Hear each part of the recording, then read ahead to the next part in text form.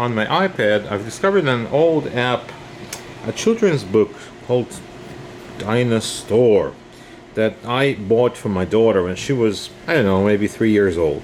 So let's click on this little application and what it tells, and it's a little interactive.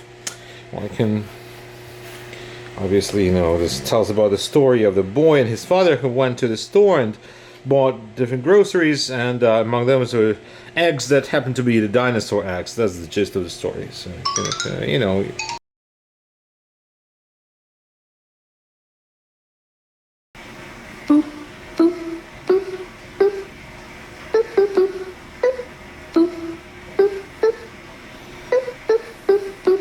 no, no, no, no,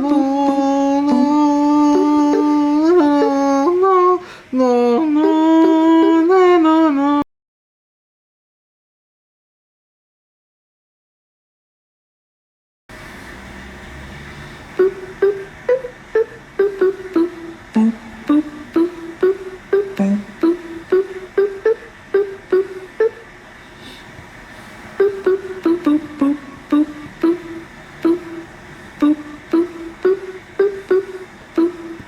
Bum bum bum.